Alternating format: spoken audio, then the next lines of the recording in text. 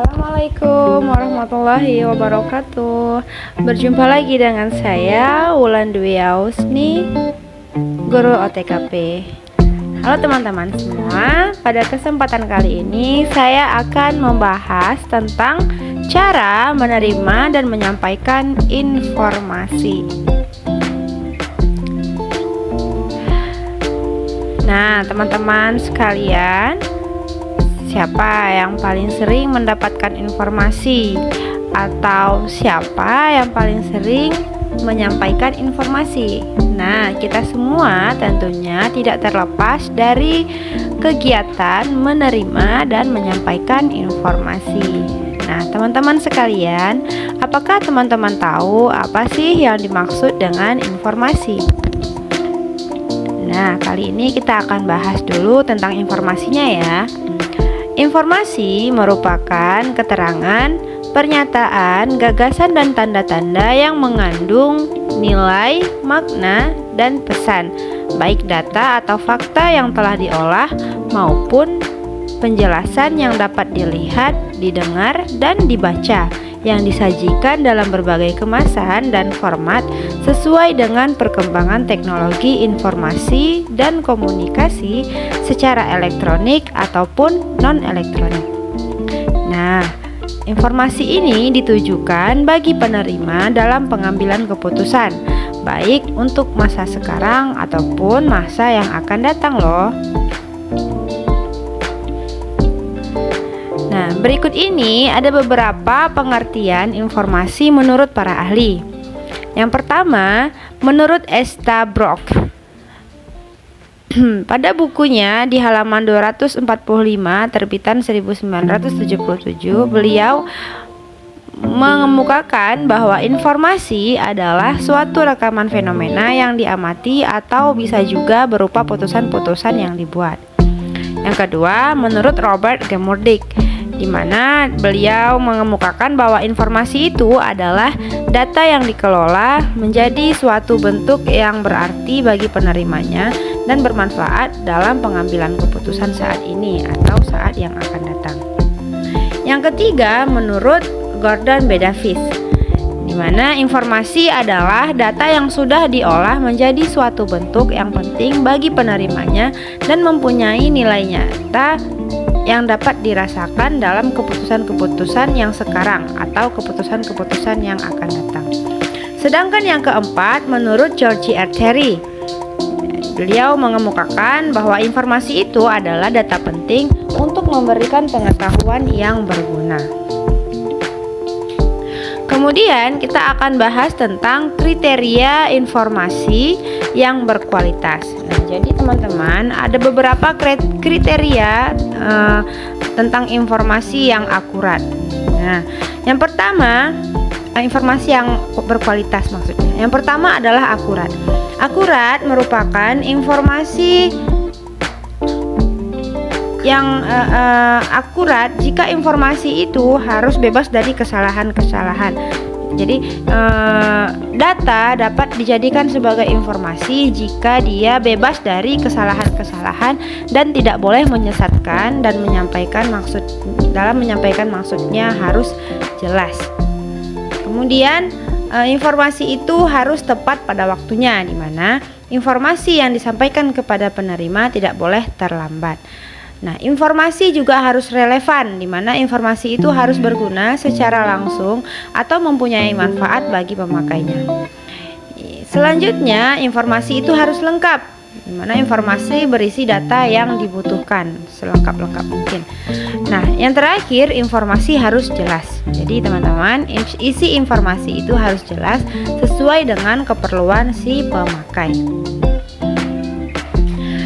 Nah, selanjutnya kita akan bahas tentang ciri-ciri informasi. Nah, di mana yang pertama, ciri-ciri informasi itu harus memiliki nilai benar atau salah. Nah, informasi berhubungan dengan kenyataan atau tidak. Yang kedua, informasi itu harus yang up to date, informasi terbaru. Nah, jadi data itu harus benar-benar baru dan segar bagi penerima informasi. Kemudian informasi sebagai tambahan. Nah, informasi dapat memperbarui atau memberikan tambahan bagi informasi yang telah ada. Nah, ciri-ciri yang keempat, korektif, di mana informasi akan bersifat korektif terhadap informasi sebelumnya yang salah atau kurang benar. Dan yang kelima, sebagai penegas, di mana informasi itu mempertegas informasi yang telah ada sehingga keyakinan terhadap suatu informasi semakin meningkat. Oke. Selanjutnya selanjutnya ini ada jenis-jenis informasi, teman-teman, di mana ada 4 jenis informasi. Yang pertama informasi lisan, yang kedua informasi terekam, dan yang ketiga informasi ilmiah. Maksud saya ada 2 jenis informasi. Yang pertama informasi lisan dan yang kedua informasi terekam. Maaf saya nge-lag karena saya belum makan siang, jadi agak sedikit lapar gitu ya. Jadi teman-teman, informasi lisan itu yaitu informasi yang disampaikan secara lisan sehingga kebenaran faktanya tidak dapat dipertanggungjawabkan. Nah, sedangkan yang kedua yaitu informasi terekam, di mana informasi terekam ini terdiri dari 2 jenis informasi, yaitu sebagai informasi ilmiah dan informasi non ilmiah, di mana jika informasi ilmiah itu merupakan rekaman informasi yang dirancang dan diliput secara khusus sehingga dapat bermanfaat untuk kepentingan ilmiah dan penelitian dalam rangka pengembangan dunia ilmu pengetahuan dan teknologi. Informasi ilmiah, teman-teman, sebaiknya disimpan dalam bentuk dokumen seperti buku, film, chip, CD, DVD, mikrofilm, majalah, dan lain-lain. Nah, jadi kawan-kawan, sedangkan informasi tidak ilmiah ini merupakan informasi yang hanya berupa rekaman informasi biasa yang banyak terdapat di mana-mana. Contohnya, seperti informasi tentang lowongan kerja di surat kabar. Yang kedua, seperti informasi tentang berita duka cita. Dan yang ketiga, informasi iklan komersial tentang suatu produk mobil baru atau motor baru, seperti itu. Nah, itulah dia contoh dari informasi ilmiah dan informasi non ilmiah. Nah, selanjutnya ada fungsi informasi. Fungsi informasi itu berfungsi sebagai yang pertama dapat menambah pengetahuan atau mengurangi ketidakpastian. Yang kedua, dapat memberikan suatu dasar untuk pengambilan keputusan. Yang ketiga, dapat memberikan standar atau ukuran dan aturan keputusan untuk penentuan dan penyebaran tanda-tanda kesalahan serta umpan balik untuk mencapai tujuan.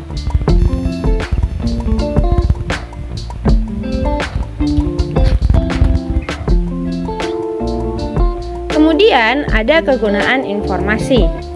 Nah, jadi teman-teman, ada beberapa kegunaan informasi. Yang pertama, untuk tujuan si penerima. Nah, apabila informasi ini bertujuan memberikan bantuan kepada si penerima, informasi tersebut harus dapat membantu si penerima dalam usahanya. Nah, kemudian yang kedua, ada ketelitian penyampaian dan pengolahan data, di mana dalam penyampaian dan pengolahan data atau informasi, inti dan pentingnya data atau informasi harus tetap dipertahankan. Yang ketiga, kegunaannya adalah waktu, di mana informasi yang disajikan harus benar-benar terbaru atau up to date. Nah, maka jika informasi itu terbaru, maka dia akan sangat berguna. Kemudian, ruang dan tempat. Nah, informasi itu harus memenuhi ketersediaan ruang dan tempat yang tepat agar penggunaan informasi lebih terarah bagi si pemakai. Selanjutnya yang kelima, ada bentuk informasi. Jadi teman-teman, informasi ini harus dapat dipergunakan secara efektif, menunjukkan hubungan-hubungan yang memerlukan perhatian dan menekankan situasi yang ada hubungannya. Dan yang terakhir, yang keenam, ada semantik. Nah, kata dari arti informasi harus jelas. Kata dan arti informasi itu harus jelas, hindari menimbulkan salah tafsir. Berikut ada sumber informasi. Jadi sumber informasi terdapat di mana-mana. Di mana ada suatu kejadian atau peristiwa, maka disitulah akan timbul informasi. Namun akan dibahas Namun demikian bukan informasi jenis itu yang akan dibahas, tetapi Anda akan membahas segala macam informasi yang dapat diawasi, diolah, dikelola, dan dikendalikan untuk kepentingan hidup umat manusia, yaitu informasi terekam yang dapat diperoleh di perpustakaan, di pusat-pusat studi, di lembaga pendidikan dan sejenisnya, baik informasi ilmiah maupun informasi non-ilmiah. Nah, jadi teman-teman, ada beberapa sumber-sumber informasi lainnya. Yang pertama itu kayak buku tahunan, kemudian ada buku pedoman, direktori, almanak atau kalender, bibliografi, katalog, indeks, atlas, dokumen pemerintah, laporan hasil penelitian, sumber-sumber informasi, geografi, biografi, dan petunjuk perjalanan, serta media atau koran, majalah, TV, dan radio, perpustakaan seperti buku-buku, kamus, dan ensiklopedia, dan internet juga termasuk sebagai sumber-sumber informasi. Selanjutnya, teman-teman, ada beberapa cara dalam menerima dan menyampaikan informasi. Nah, yang pertama ada cara menerima dan menyampaikan informasi bisa dilakukan dengan yang pertama komunikasi lisan dan yang kedua komunikasi tulisan. Nah, komunikasi lisan dapat dilakukan dengan cara sebagai berikut. Yang pertama dapat dilakukan secara langsung dan tidak dibatasi oleh jarak, di mana kedua belah pihak dapat bertatap muka, misalnya wawancara kerja, diskusi atau rapat. Yang kedua, komunikasi lisan tidak langsung. Kenapa tidak katakan tidak langsung? Karena dibatasi oleh jarak, misalnya komunikasi melalui telepon. Nah, selanjutnya ada komunikasi tulisan atau komunikasi tertulis. Nah, jadi teman-teman, komunikasi tertulis ini dilakukan secara tidak langsung karena dibatasi oleh jarak dan dapat dilaksanakan dalam bentuk surat ya, maksudnya ini bukan serta tapi surat. Dalam bentuk surat, naskah, belangko-belangko, gambar, foto atau spanduk. Oke, selanjutnya kita akan bahas tentang keterampilan yang harus dimiliki pegawai saat berkomunikasi. Yang pertama, pegawai itu harus punya keterampilan membaca, keterampilan mendengarkan, keterampilan menulis, dan keterampilan berbicara. Nah, teman-teman, tahu nggak apa pengertian dari keempat keterampilan ini? Nah, jadi yuk kita bahas sama-sama. Keterampilan membaca merupakan upaya mengerti atau memahami maksud dari arti kata yang tertulis dengan tanda-tanda tertentu seperti lambang, kode, huruf, atau kata-kata. Nah, kemudian yang kedua, keterampilan mendengarkan, di mana keterampilan mendengarkan ini ialah usaha memperoleh pengertian dengan menggunakan indera pendengar dan kemampuan pikiran. Yang ketiga, keterampilan menulis, ya, di mana keterampilan menulis ini merupakan cara mengemukakan gagasan atau fakta dan opini melalui teks dengan menggunakan bahasa dan struktur artikel yang mudah dimengerti orang lain. Dan yang terakhir adalah keterampilan berbicara, di mana keterampilan berbicara ini merupakan kemampuan mengungkapkan pendapat atau pikiran dan perasaan kepada seseorang secara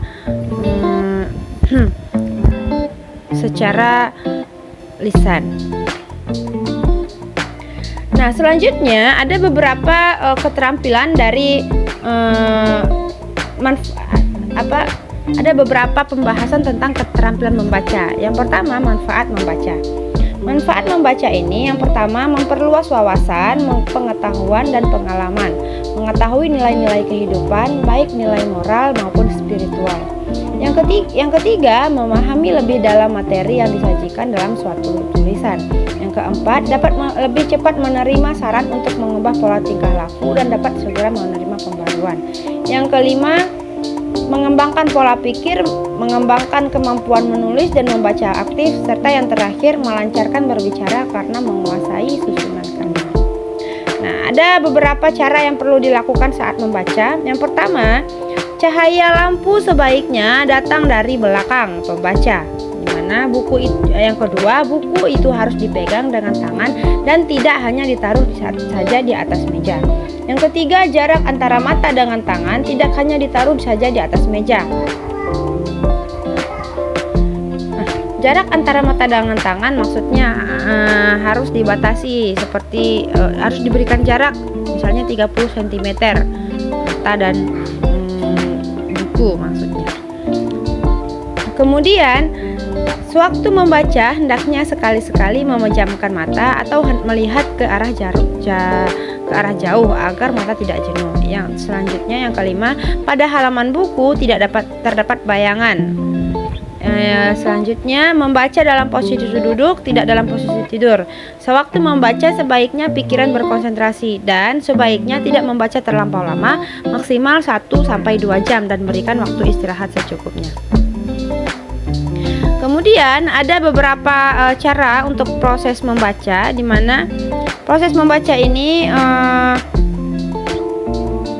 dapat dilakukan dengan memahami topik judul atau caption sehingga secara cepat dapat diketahui suatu topik bahasan secara garis besar. Yang kedua, memahami kata pengantar. Yang ketiga, mempelajari daftar isi. Yang keempat, membaca secara garis besar.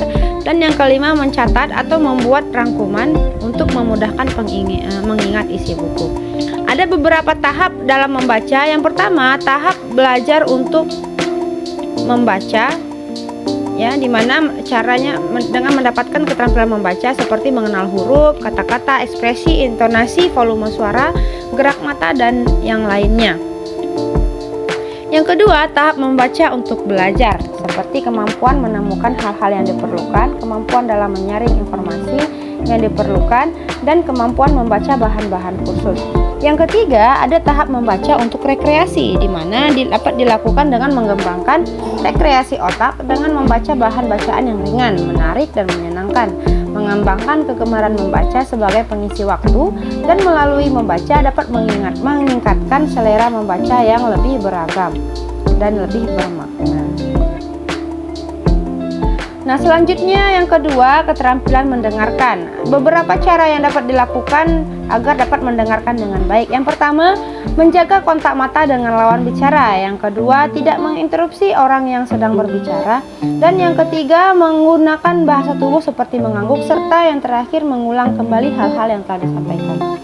Nah, kemudian selanjutnya cara meningkatkan keterampilan mendengarkan. Jadi teman-teman, ada beberapa cara dalam meningkatkan keterampilan mendengarkan.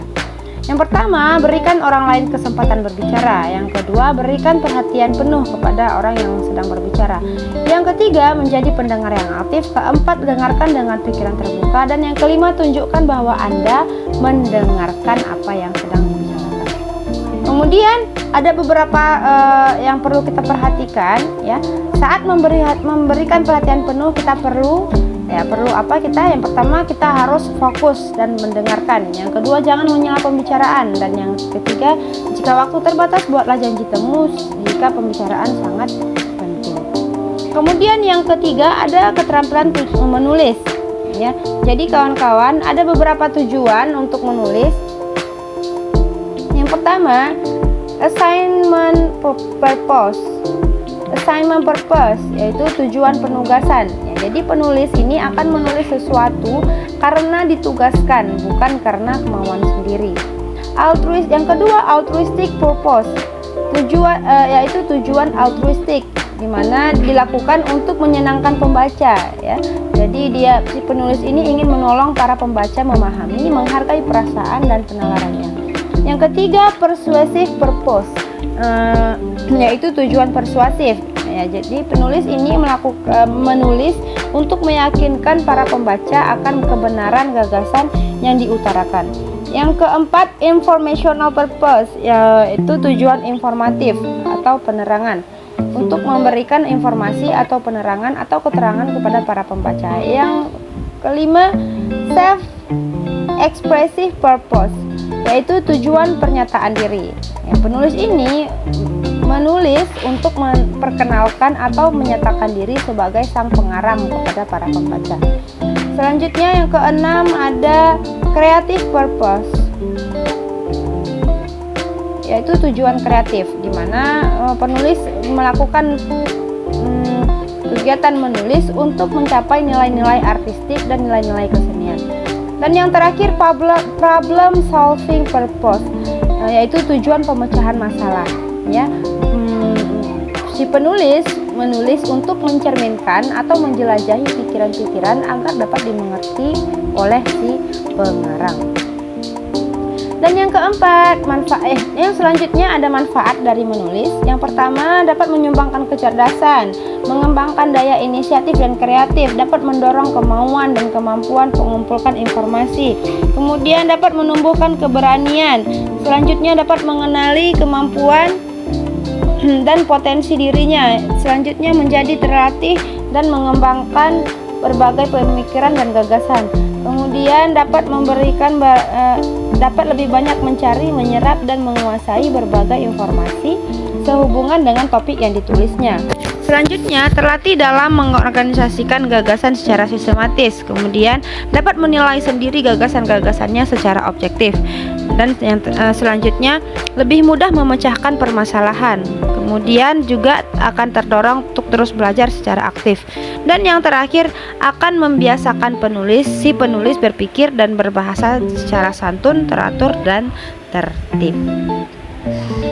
Yang keempat yaitu keterampilan berbicara, di mana dalam berbicara ini merupakan suatu proses penyampaian informasi, gagasan, ide, atau pemikiran dari pembicara kepada pendengarnya.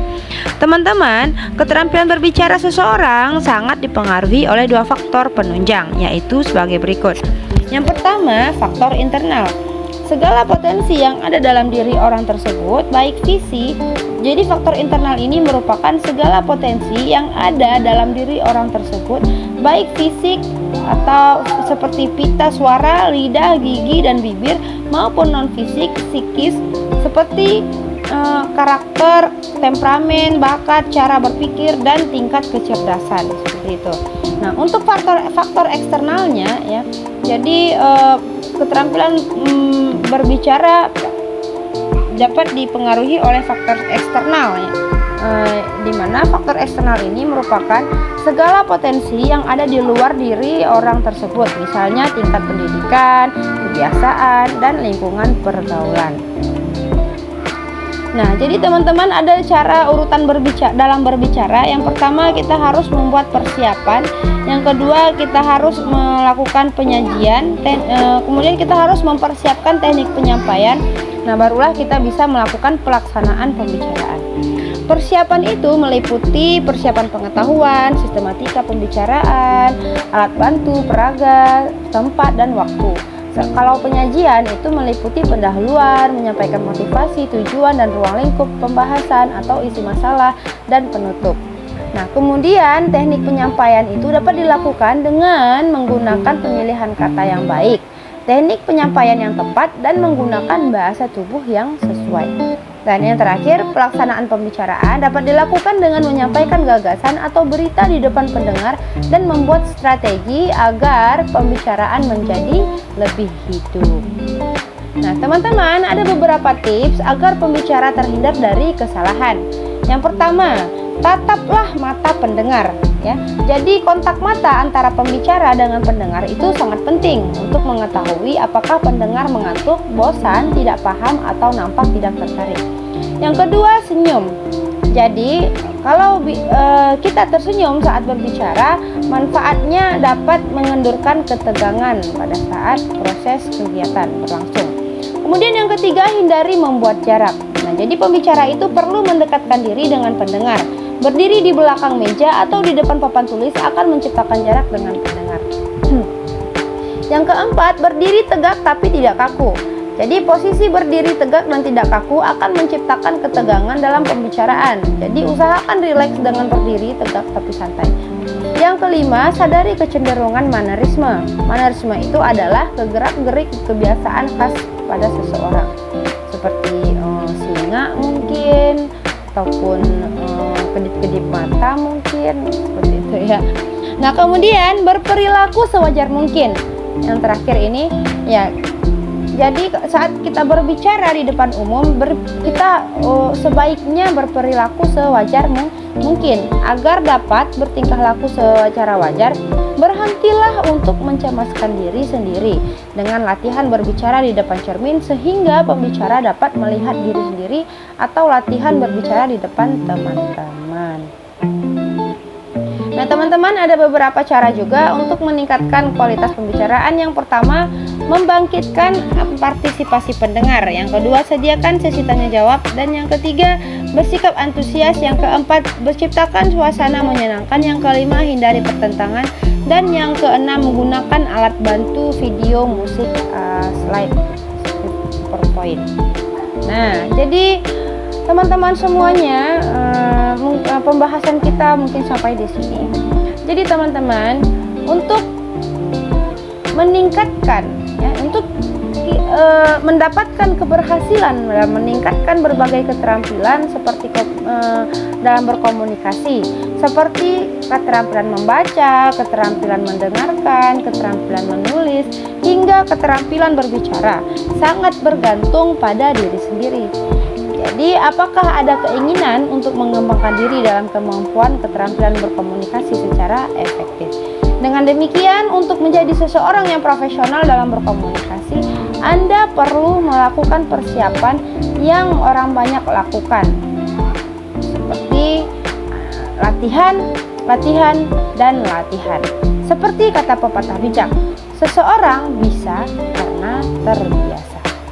Nah, mungkin sekian pembahasan kita pada kesempatan ini. Thank you for learning this lesson. See you next time. Dan assalamualaikum warahmatullahi wabarakatuh.